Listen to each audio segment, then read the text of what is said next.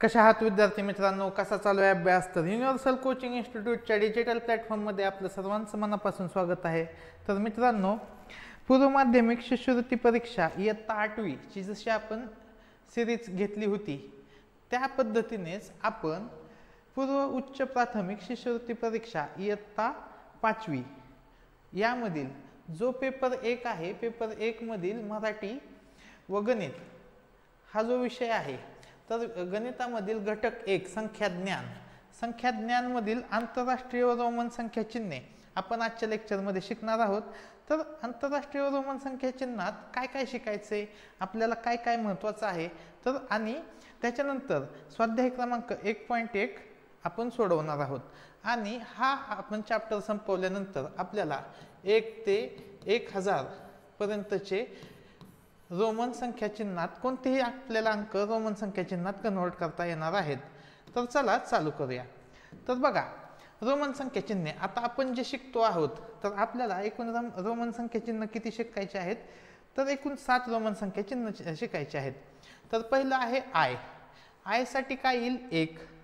I साठी 1, V साठी 5, x साठी 10, एल साठी 50, सी साठी 100, डी साठी 500 आणि एम साठी 1000. तर हे लक्षात कसं ठेवायचं? तर बघा, लक्षात कसं ठेवायचं, तर एक कोणासारखं दिसतं? 1 आणि आय सारखे दिसतात. तर 1 साठी काय आलेलं आहे? आय. ठीक आहे. पुढचा अंक आहे 1 नंतर आपण कशात बघतोय? 5. तर 5. व्ही साठी 5. तर उलटा व्ही केला, व्ही लाच व्ही जोडला, उलटा व्ही, तर 5 ची दुप्पट झाली 10. इथं 2 व्ही आले, 1 व्ही 5, तर 2 व्ही उलटे केले तर आले 10. आता इथून पुढे आय व्ही एक्स हे सगळ्यांच्या लक्षात राहतं. गडबड कुठे होते? आय व्ही एक्सच्या नंतर, की एल कशासाठी, सी कशासाठी, डी कशासाठी. तर ह्याच्यासाठी कसं लक्षात ठेवायचं? हे पहिलं तर लक्षात ठेवायचं आय व्ही एक्स, आणि त्याच्या पुढे म्हणायचं एल सी डी एम. आता आपल्या घरात टी व्ही असते बघा, एल सी डीची. L C D T V घ्यायला काय लागतात? मनी. एल सी डी साठी money, L C D money असं म्हणलं, लक्षात ठेवला. एल सी डी एम काय म्हणायचं? L C D M. मग 10 नंतर काय येणार आहे?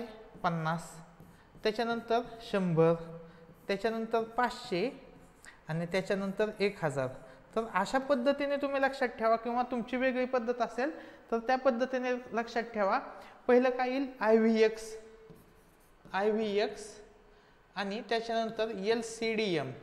एल सी डी घ्यायला काय लागतो? तर तो लागतो मनी. असं लक्षात ठेवा.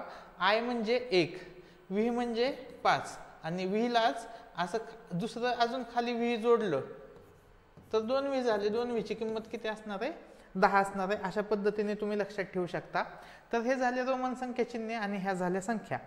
आता त्यानंतर रोमन संख्या चिन्हे 1 ते 1000 पर्यंतच्या कशा आहेत, तर हे तुम्ही लिहून घ्या. हा चार्ट आहे 1 ते 10000 पर्यंत.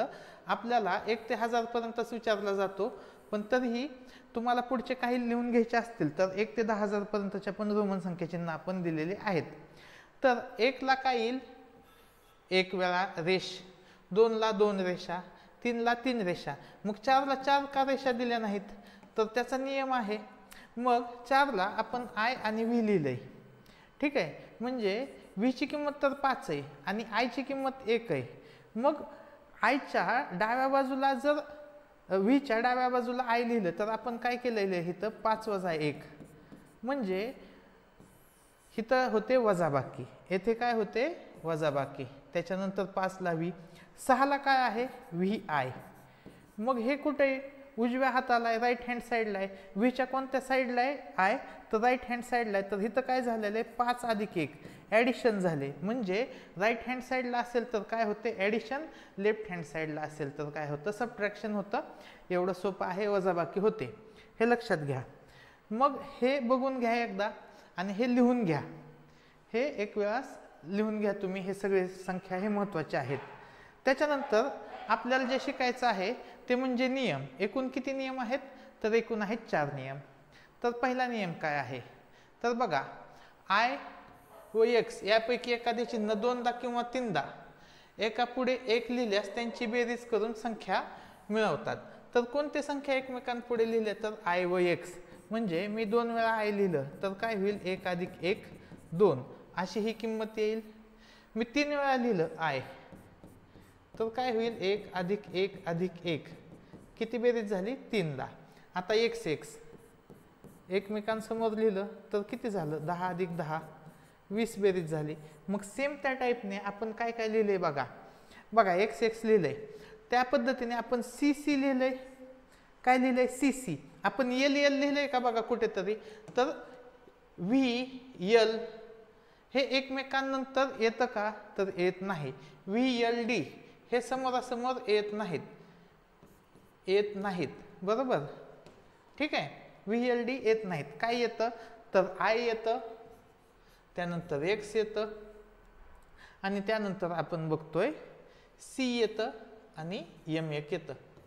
तर हे चिन्ह रिपीट होऊ शकतात, पण व्ही एल डी हे चिन्ह रिपीट होऊ शकतात का तर नाहीत, हे लक्षात घ्या. आता पुढे बघा हे झालं. त्याच्यानंतर आय व एक्स ही चिन्हे एका पुढे एक जास्तीत जास्त 3 वेळा लिहितात.